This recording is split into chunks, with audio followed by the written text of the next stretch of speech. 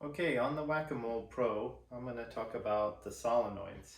So the solenoids are used to pop the moles up and down, of course.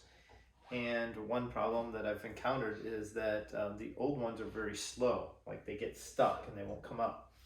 So I'm going to show you what it looks like, what the solenoids look like. I cut one open, and I'm going to show you the method I've used to try to refurbish them. So if you take the solenoid out, it's going to look like this metal can, like this. And this is steel on the outside, and it's got a coil inside. So what I've done is, for this one in particular, I wanted to examine how the coil was manufactured. So I put this in a lathe and I turned the top crimp off, and I was able to open it up. So what you'll find is that you can extract this coil that's inside, and the coil, of course, just looks like a giant coil that you might encounter inside of a pinball machine. One interesting thing is that it has a very thin brass tube inserted in the middle, and I haven't been able to remove that yet. I believe it's glued in, so it's pretty permanent. But on further inspection of this, shining some light down in here and trying to clean it, what I've noticed is that your moles, the assembly here is actually, the lower half is steel, which makes sense because this is what would be pulled into the solenoid, and the upper portion is aluminum. And if you look at these closely, what you'll find is that the aluminum is shaped like a dog bone. This is worn out from constantly going up and down, but also it's not like held straight in the solenoid, and so it can scrape up and down. And so when I look inside of this brass tube, I've noticed that the slow ones have a lot of aluminum galling that's been deposited on the brass. And so aluminum's a pretty sticky metal. It's pretty abrasive as far as metals go. So I have a feeling that that aluminum that's accumulating on the inside of the brass is what's really slowing the game down. So what I'm gonna do is I'm gonna take these out to the shop, and I'm gonna try some different techniques to clean the brass and see what works best. Okay, I'm out here in the garage of the shop, and it's a huge mess, but I'm just trying to shoot this video to show you what I found out. So I've done a bunch of experiments on the different coils, and this coil is one of the last ones that I have to try to clean up. So what I found is that I'm going to use some Brasso to polish the brass tube, but the problem is that it's really hard to remove the aluminum that galls on the surface. So what I've had to do is I've bought one of these gun cleaning kits for shotguns, and it turns out that the inside barrel, the inside tube here, is the same diameter as a 20 gauge shotgun. So buy a shotgun cleaning kit. It comes with these wire brushes, and it comes with these cotton tips. So I've been running this wire brush down the inside, and it seems to help just remove any like kind of loose dirt and crud that's on the inside. Then what I've done is I've taken the most aggressive sort of 3M Scotch-Brite pads that I have available, which are the red color, which are very tough, and I've cut it into a small strip. And I've taken that small strip of that material, and I've wrapped it around the outside of the smaller, I guess it says 41 gauge. I don't know if that's a real actual shotgun or not. And it sticks to those wire bristles. So I've got that aggressive Scotch-Brite pad on the outside of this. So what I do is I mounted one of the tubes of the cleaning kit onto my drill, and this is left over from the last one I just did. So I put this Scotch-Brite pad on, and put a little bit of the brasso on it. But also it's kind of hard to get the brasso down inside the solenoid because it's such a tight fit. So kind of drizzle some down inside there. And now I'm gonna just shove this down the bore. Kind of start slow so I can get it all wet inside. And once I feel like I've got the brasso like distributed inside there, I just increase the speed and have at it here.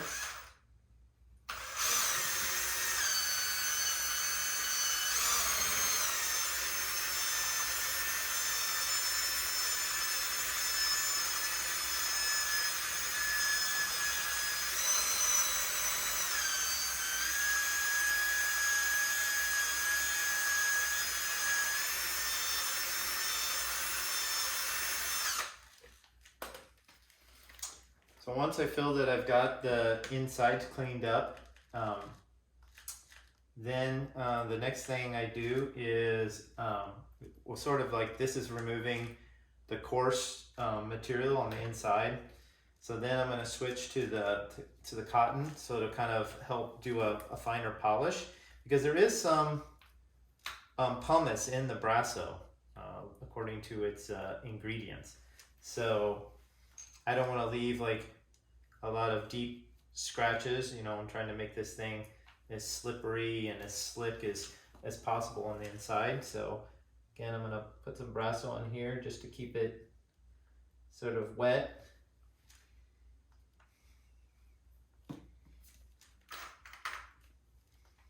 Sort of dried up from the last one I did yesterday.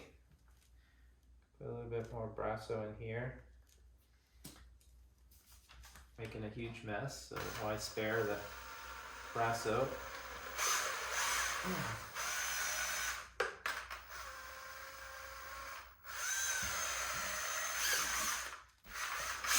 Now I polish this.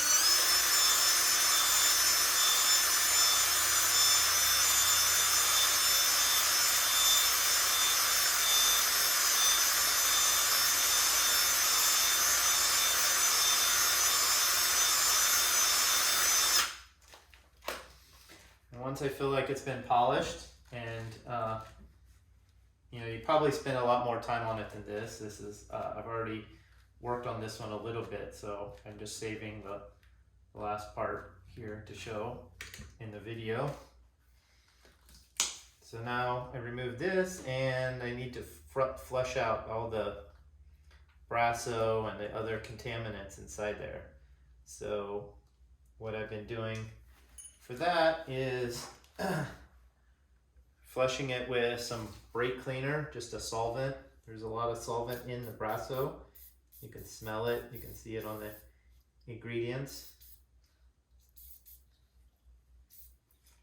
And ultimately I've been using, I don't know, there's these little fabrics, squares of polyester material. It's sort of like what diaper wipes and stuff are made out of. So I just kind of wet it, and then I run it down the tube.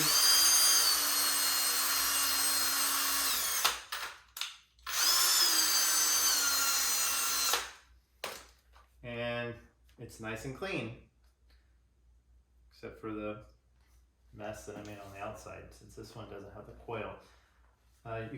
You should definitely do this without cutting the coil body open, because that's not necessary.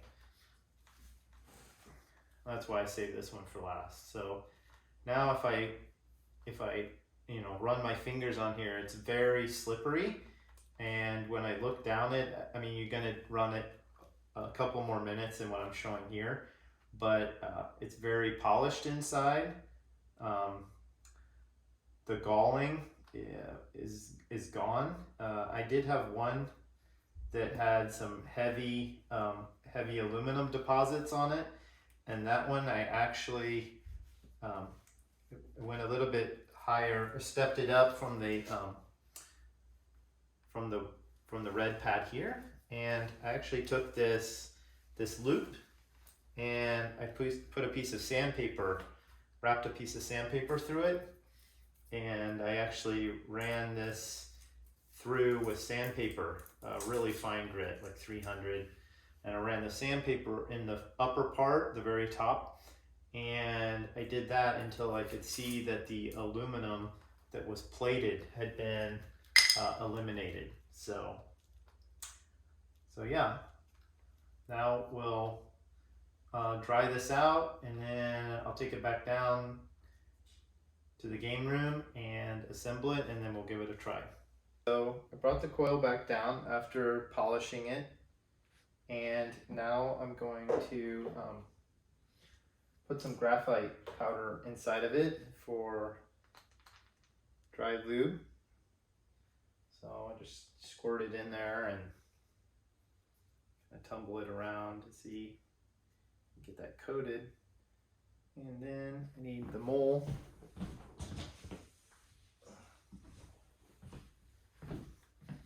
Put my mole and shaft in there and kind of rotate it to help spread it around.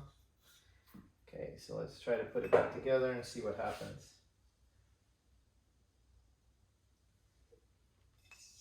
Coil goes in the body like this.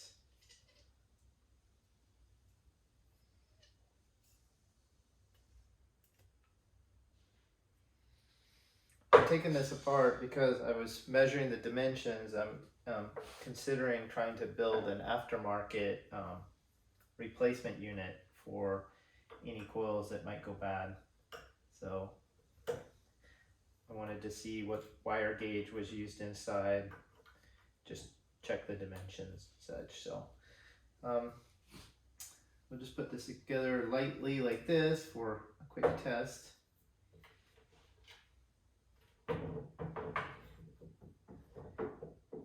I've done the same technique to 3 of the others. This coil looks brand new, and this coil is the best one that I've got. So these 2 of these others look really old, like this one, and they were very slow. And I've done the same polish on them and lubricated them. I've tried some other things, and this does seem to make them work a lot better. I'm not saying it's as good as a brand new coil or that it can't be better, but it does definitely help. So I'll put this back in. Also the stack of fiber washers that are here were missing, and the previous owners had put some piece of rubber hose that was very hard, and so the game just was really noisy when the moles fell. But I found that the rubber bumpers for foosball tables, I've got a foosball table back there, they actually fit quite nicely, and they're drilled to make them very soft. And so so I'm putting that on as another test. So put these on, make sure it moves freely. Hook up the wire. Number 1 is the brown. And now let's turn on the power and see what happens.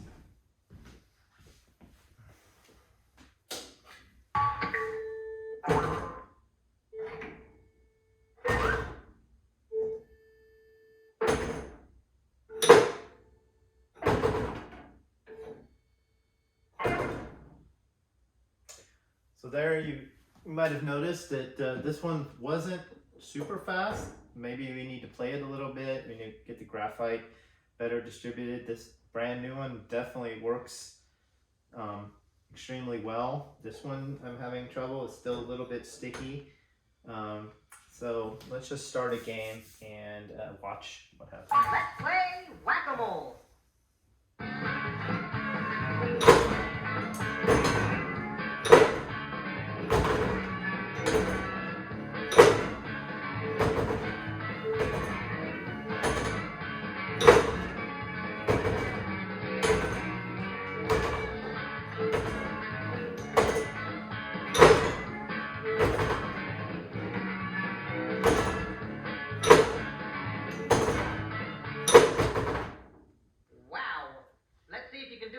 faster next time. So it's not great. It's better than what it was, definitely. It used to not even come up at all, so it is coming up a lot of times. This one here is still dragging, definitely getting stuck. I was trying to move the coil around to make sure that it wasn't rubbing too much on this this black cap that goes on. Okay, so here's something else I've been working on, because I'm assuming that some of these coils are just not going to ever work as well as when they were brand new. So there's a couple of options. There's one is to buy a new coil, which is around $250 from Bob's Space Racer, BSR. Also, I might consider needing to buy a replacement mole head assembly, which are about $80. But that adds up a lot when you have a machine that almost costs you nothing to buy, and then you would have to spend $250 per coil, and there's 5 coils. So it's quite a big investment. And I feel like the design is not very good to begin with. I mean, yeah, it ran in a game room and it lasted a lot of coins. I don't know how many times these things were replaced, but you know, coming from the pinball world, a lot of coils are designed.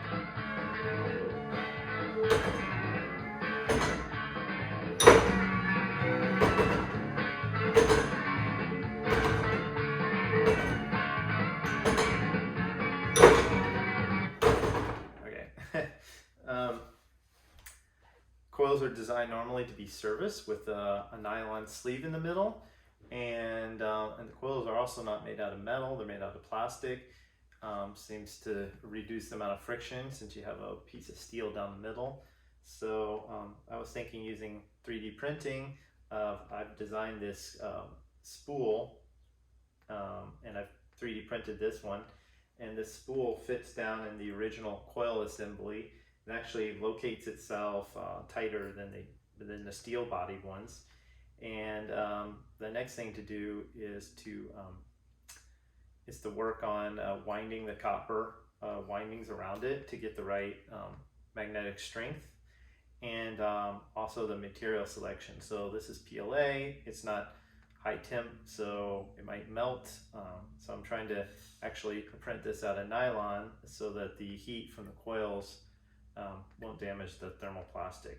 So if I get that working, I'll add it to the video.